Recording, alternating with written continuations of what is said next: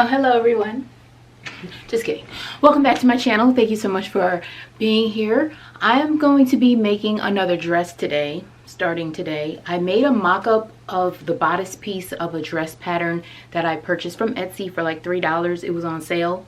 It's called a modest wedding dress. I'm making a size 2 for my daughter who is age 13. And I'm making it because I'm making my dress for a particular event that we're all going to as a family, and I wanted to make one for her. I don't know when she's gonna wear hers, but I'm gonna make it for her right now. I'm gonna share mine probably later. I was making mine with this material, and then I decided I'm gonna probably wear it for Mother's Day instead of the event that we're going to. I'm gonna make another dress for that event. It's all weird, but it will make sense as I'm showing you the pieces. So once they're done, you'll see what they're gonna be. But this, I had a whole bunch left over because the vision that I had for the dress that I was making for myself, I didn't end up needing all of this material. And this is a nice meshy sheer overlay piece. So I'm gonna use majority of it to make my daughter's dress instead. And I got this fabric from Joann, and it's very, very thin. I'm gonna end up having to use 2 layers of it. Quick little update. I know I just said that I was gonna use that softer material, but I decided I'm gonna also use this curtain. This is from IKEA. I'm gonna cut all the pieces and I'm gonna show you what I'm gonna do. I'm gonna overlay all the pieces with this. And this is something I've never done before, so I'm going to share it with you as I'm experimenting. But I'm going to cut all the pieces that I need with this, and then I will do like a slight stitch around the edges of all the pieces so that this and this will be almost like one piece once I construct it together. So everything I cut from this, I'm also going to cut from this, and then I'm going to attach the pieces together, make them all individual combined pieces. If it's not making sense, it will as I'm showing you, because I'm going to be going through all of this in the next, coming up. So then I will put the dress together, and all of this will be over this entire dress made from this. Okay. Let's just get started so you can see exactly what I'm talking about. I hope you keep watching, and I hope you stay tuned to the end. Thanks for being here as always, and thank you so much for your support. I'll see you in the next one.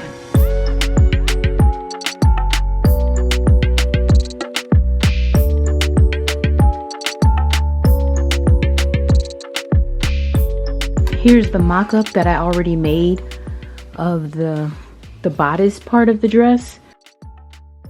If it's good, but not really good. So this yellow is the extension that I added on, just because it just needs to, a little bit more security on the shoulder where everything is being held together. So these are the 2 pieces. This is the front bodice piece. I have extended it by 1 inch there. I've already extended the back piece by 1 inch. And then I'll construct the bodice part of the dress first, and you'll see how I'm going to attach all those pieces of the fabric that I showed you earlier.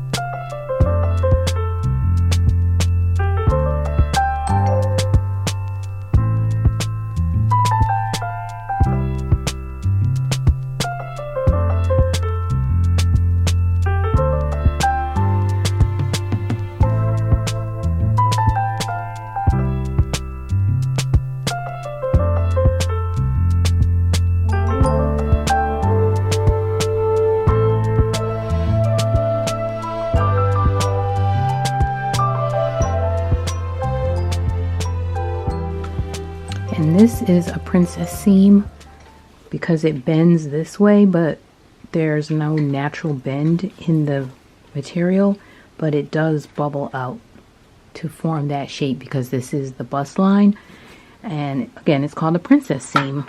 So I'm going to do the same thing on that side and attach these pieces together, and then I'll attach the back pieces. Then I'll attach the front piece to the back piece at the side seams, and then the arms.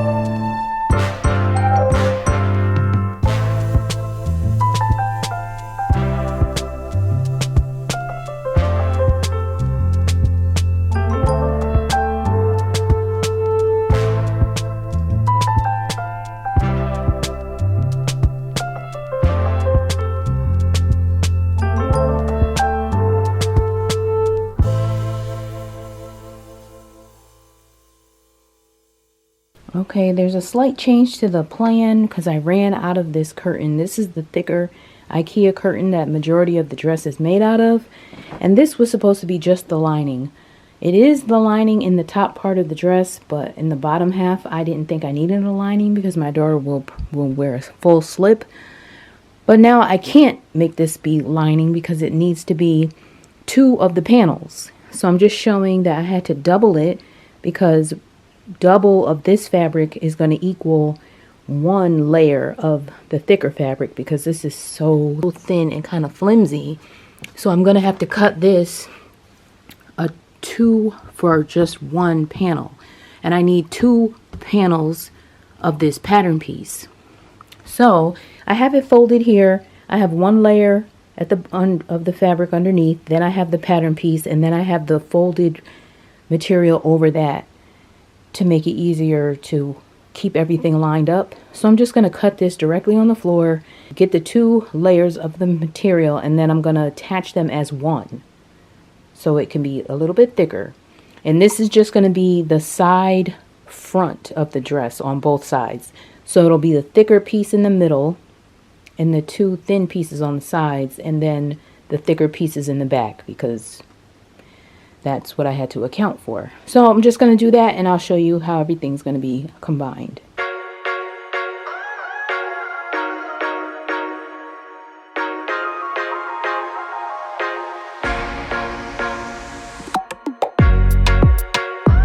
Okay, so quick update to this. Because I did cut those 2 pieces, I'm serging them together the same way I serged together the mesh lining to the fabric.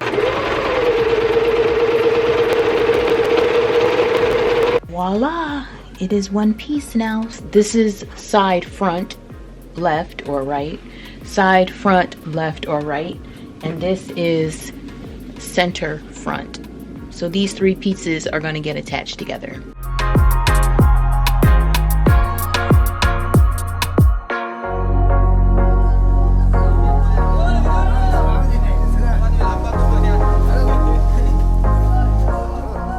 The two fabrics combined are going to be like this, but I'm actually happy that this happened. Sometimes the things that you think are going to ruin a project might actually be a good thing, and I think this will be a good thing because the fabric I ended up using, which is this curtain for the main fabric, is pretty thick, and I feel like it might be uncomfortable to have. I'm just trying to figure out which side I'm supposed to be attaching. Yeah, and so I'm thinking it might be a little uncomfortable to have too much fabric on this bottom portion of the dress, because the dress is a wedding pattern, so it's pretty bulky and thick at the bottom. And had this been like a very loose, light fabric, it would be perfectly fine, but because the curtain is kind of thick, too many panels of that thickness could probably be annoying. So having these two lighter panels is probably going to be more comfortable for my daughter to wear it. But I think this will be good. I might end up taking out the curtain fabric for the sleeves and using the thinner fabric. I'm pretty sure I'm going to do that. That way it will look a little more intentional, because this will be in the bottom and the top. So I'll just keep clipping and I'll sew these pieces together, and then I'll show you what they look like attached.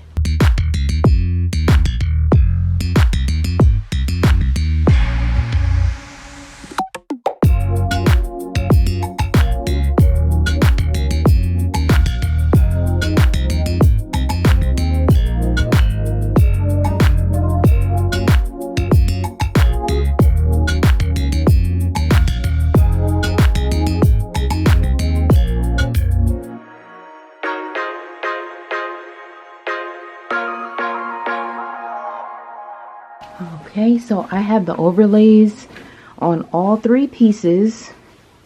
This is the front piece, the front middle,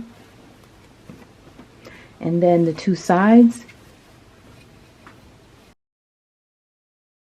I'm going to clip down the sides, I'm going to sew down the sides, and I'm going to sew up the middle as far up until where I think the zipper will be.